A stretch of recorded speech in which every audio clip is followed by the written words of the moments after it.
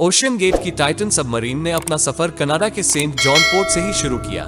जिस लोकेशन पर इसको ओशन के अंदर ड्राइव करना था, ये सेंट जॉन से 700 किलोमीटर दूर नॉर्थ अटलांटिक ओशन में लोकेट है और इसी पॉइंट पर ठंडे पानी के नीचे ओशन की गहराइयों में टाइटैनिक का शिपरैक भी मौजूद है।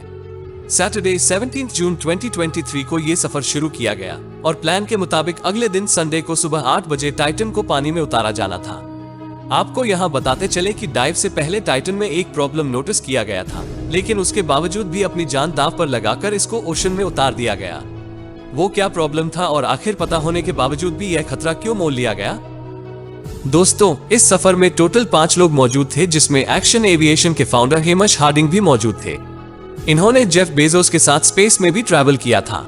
दूसरे नंबर पे स्टॉकटन रश, जो ओशन गेट के सीईओ भी थे।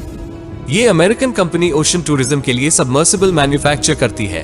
तीसरे नंबर पे 77 साल के पॉल हैंडी थे, जिन्होंने पहले भी टाइटैनिक को विजिट किया था। ये शिपरैक के एक्सपर्ट थे और इनको टाइटैनिक के बिखरे हुए पार्ट्स की काफी जानकारी थी। और आखिर में पाकिस्तानी बिजनेस टाइकून्स शहजादा दाऊद अपने बेटे सुलेमान के साथ इसी सबमरीन का हिस्सा थे। 17 जून को डाइव करने से पहले हेमश हार्डिंग ने इंटरनेट पे अपना आखिरी पोस्ट किया था। उनका कहना था कि खराब सर्दी के मौसम की वजह से उनकी डाइव डिले हो गई है।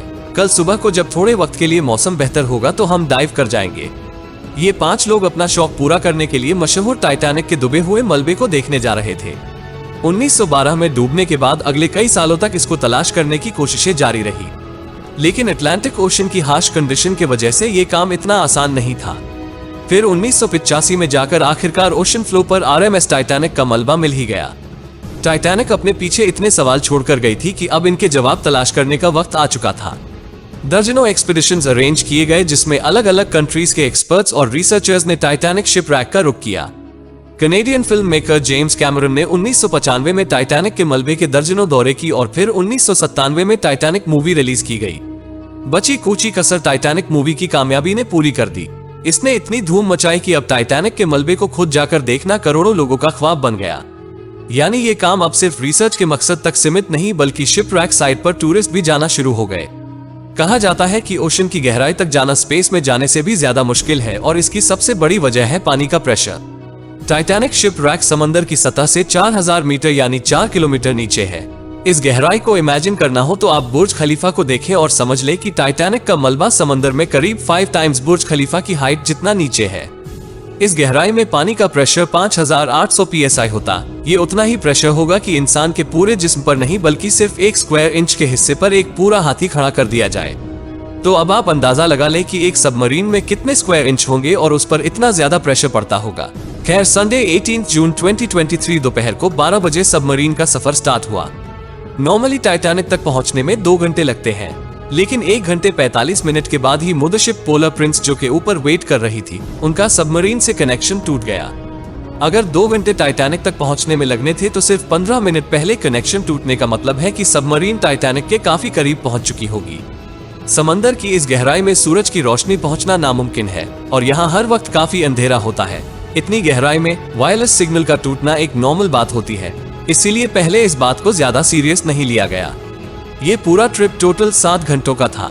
12 बजे से लेकर शाम को 7 बजे इनको वापस लौटना था, लेकिन जब शाम 7 बजे तक भी टाइटन से कोई सिग्नल ना हुआ और ना ही वो वापस लौटी, तो अब ऊपर खड़ी मदरशिप में मौजूद क्रू के पसीने छूटना शुरू हो गए। Canadian research vessel polar Prince ने टाइटन की तलाश शुरू कर दी। 9:40 पे उन्होंने यूएस कोस्ट गार्ड से कनेक्शन करके मदद रिक्वेस्ट की। अगले दिन मंडे को यूएस और कनेडियन शिप्स और प्लेन्स ने पूरे एरिया में एक प्रॉपर सर्च ऑपरेशन शुरू कर दिया। उन्होंने सिर्फ समुद्र की सतह पर ही नहीं, बल्कि सोना स्कैनिंग की मदद से पानी के अंदर भी अपनी तलाश जारी रखी। इस एरिया में जो कमर्शियल वेसल्स थी, उनको भी ऑर्डर दे दिया गया कि वो अपनी आंखें खुली रखें। अगले 2 दिनों तक ये तलाश जारी रही, लेकिन टाइटन का कोई अता पता ना चल सका। लेकिन फिर एक उम्मीद की किरण नजर आई। वेडनेसडे 21 जून को सुबह 6 बजे सर्च टीम को पानी की गहराइयों में से कुछ आवाजें सुनाई दी। ये आवाजें अंडर वाटर रेडार्स की मदद से सुनी गई थी। फौरन आरओवीज को आवाज की डायरेक्शन में भेजा गया, लेकिन इस बार भी टाइटन की कोई खबर ना मिली। अब टाइटन को हमेशा के लिए खो देने का डर बढ़ता जा रहा था, क्योंकि सबमरीन में जितना ऑक्सीजन था वो सिर्फ 96 घंटे या फिर 4 दिनों तक का था और इस वक्त तक 4 में से 3 दिन गुजर चुके थे। लेकिन यूएस, कनाडा और फ्रांस की सर्च टीम्स ने हिम्मत नहीं हारी। थर्सडे 22 जून को दोपहर 12 बजे आरओवीज को टाइटैनिक के मलबे के पास भेजा गया। वहां पहुंचकर जो देखा गया वो वाकई दिल दहला देने वाला मंजर था। दोपहर के 3:48 पर आरओवी, जो कि टाइटैनिक के मलबे के पास पहुंच चुकी थी, उसने टाइटन की दुम का एक हिस्सा टाइटैनिक से सिर्फ 1600 फीट दूर पड़ा हुआ दिखा। जो देखने गई थी टाइटैनिक के मलबे को, अब उसका मलबा ही पूरी दुनिया में हेडलाइंस बन गया। इसका सिर्फ एक ही मतलब है कि सबमरीन पानी का प्रेशर बर्दाश्त ना कर सकी और समुद्र की गहराइयों में ही फट गई। इस खबर ने पूरी दुनिया में जैसे हलचल सी मचा दी। ओशन गेट की सेफ्टी पर कई सवाल खड़े किए जाने लगे। ओशन गेट के सीईओ स्टॉकटन रश, जो कि खुद इस वाकये में अपनी जान गंवा बैठे हैं, उन्होंने 2021 में कहा था कि वो जानते हैं कि उन्होंने टाइटन को बनाते वक्त कुछ रूल्स तोड़े हैं, क्योंकि उन्होंने टाइटन को स्टील से नहीं बल्कि एविएशन ग्रेड कार्बन फाइबर से बनाया है। पर वो इस इंडस्ट्री में कुछ नई इनोवेशंस करना चाहते थे, तभी इस स्टील को रिप्लेस करके कार्बन फाइबर का इस्तेमाल किया गया था। पहली बार लॉन्च से पहले टाइटन को 5000 से 10,000 PSI के प्रेशर पर टेस्ट भी किया गया, जिसमें वो पास हो गई थी।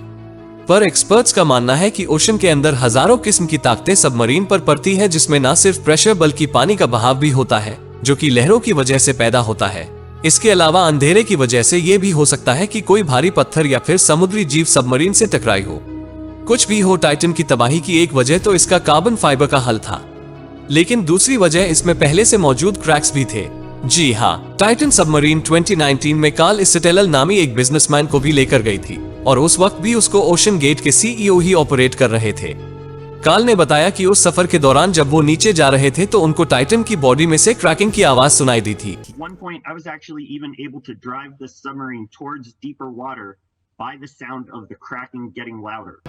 उस वक्त उन्होंने इस आवाज पर ज्यादा ध्यान नहीं दिया, क्योंकि उनको ओशन गेट के सीईओ, जिन्होंने खुद ये सबमरीन डिजाइन की थी, उन पर पूरा भरोसा था। लेकिन इस हादसे के बाद उन्होंने CNN को बताया शायद वो आवाज इस बात की वार्निंग थी कि टाइटन की बॉडी पानी का प्रेशर बर्दाश्त नहीं कर पा रही। अगर ये बात सच है तो इसमें कोई शक नहीं कि टाइटन की बॉडी में क्रैक्स पड़ना पहले से ही शुरू हो गए थे। 2018 में ओशन गेट के एक एग्जीक्यूटिव ने टाइटन की कार्बन फाइबर बॉडी के खिलाफ आवाज उठाई थी। उनका कहना था कि यह प्रॉब्लम सबमरीन के फटने से सिर्फ चंद मिलीसेकंड्स पहले पता पड़ेगा, और हकीकत में भी ऐसा ही हुआ। जिस गहराई में टाइटन फटी है, एक्सपर्ट्स का कहना है कि उसको फटने में सिर्फ 0.3 सेकंड्स लगे होंगे। उम्मीद है कि आपको यह वीडियो पसंद आई होगी दोस्तों।